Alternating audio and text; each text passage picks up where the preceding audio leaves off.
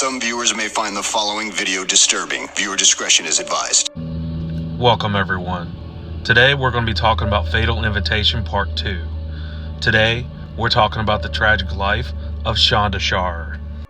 When we last left off, we had talked about Jackie and Stephen Sharer would eventually get a divorce, and after which Jackie would immediately get remarried again, and she would move Shonda and Paige over to Louisville, Kentucky.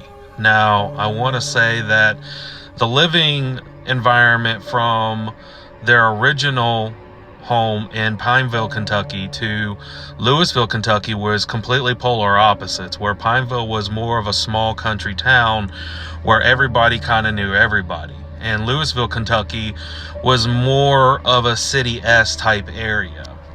But unfortunately, that second marriage would not last and would end in divorce. And after the divorce of the second husband, Stephen Sharer would then tell Jackie to kind of come live where he lived at, which would be New Albany, Indiana.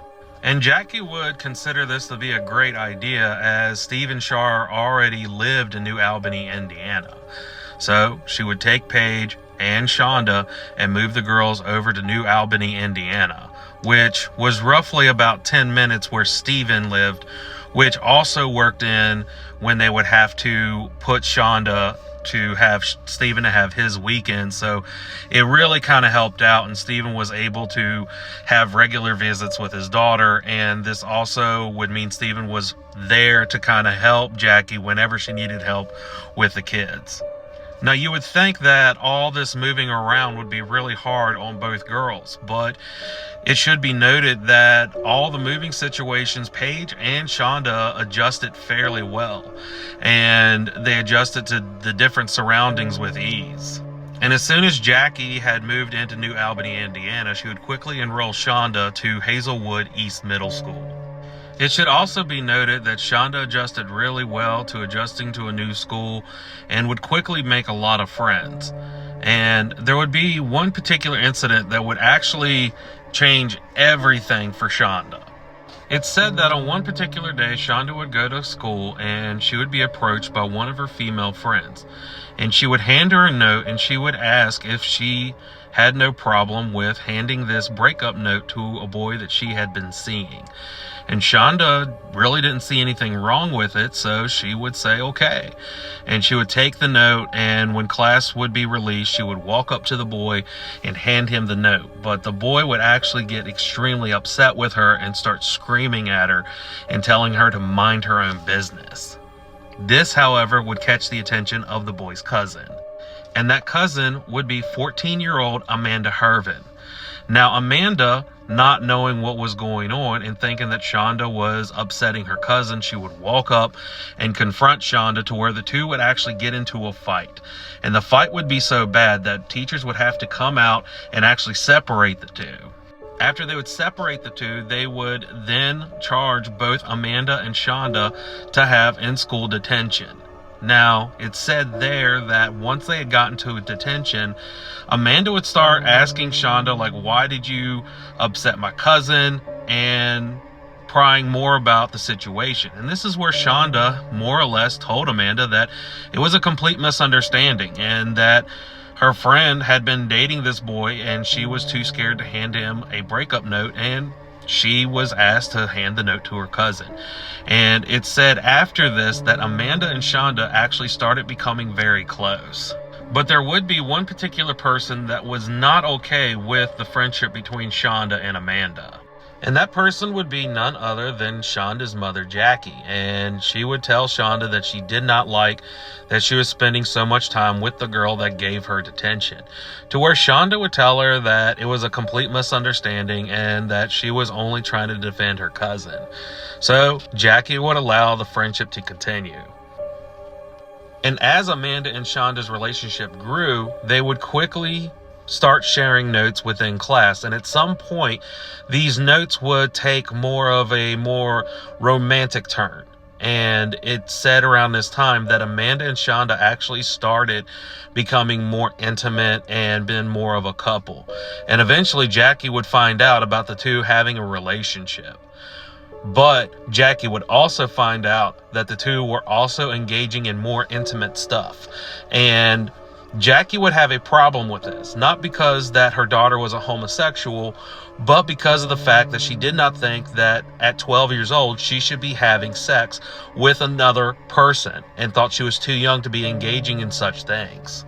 But this would not be the only reason why Jackie had a problem with the relationship, because as soon as this started happening, Shonda started changing on a more noticeable level, because it's around this time that Shonda started dressing in hoodies and jeans, which was a complete polar opposite to how she had been up until this point, where Jackie had noticed that she used to sit there and spend much time trying to prep for school and looking her best. And now it was more of she just woke up, put on some clothes, and went to school.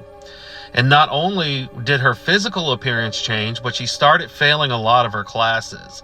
And one of those classes would actually be PE class, to where the teachers would call Jackie and let her know that she was being very different than she was been when she first got there, to the point that she refused to get undressed in front of other women in the locker rooms.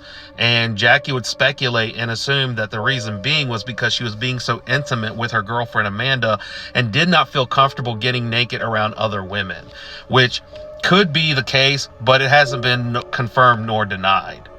Jackie would ultimately feel like she was losing her daughter, and she would become so concerned and worried that she would call Steven up, and she would express her concerns to Steven and say, I think that this relationship with Shonda is starting to change our daughter for the worse, and she's starting to fail her classes, and I just want to get my daughter back.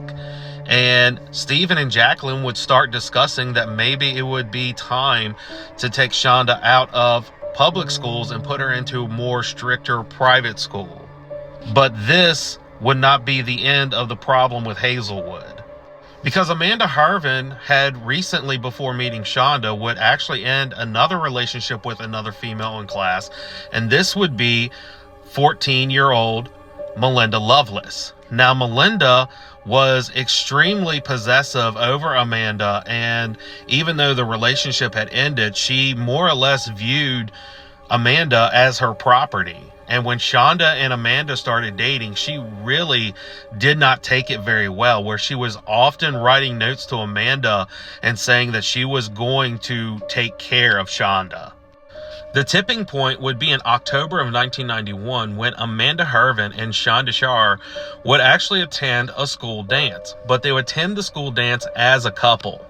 And one of the people that would actually notice them coming as a couple would be Melinda Loveless. And upon seeing them come into the dance as a couple, she would immediately shoot off the handle. And she would walk straight up to Shonda, and she would tell her in front of her classmates, I'm going to kill you.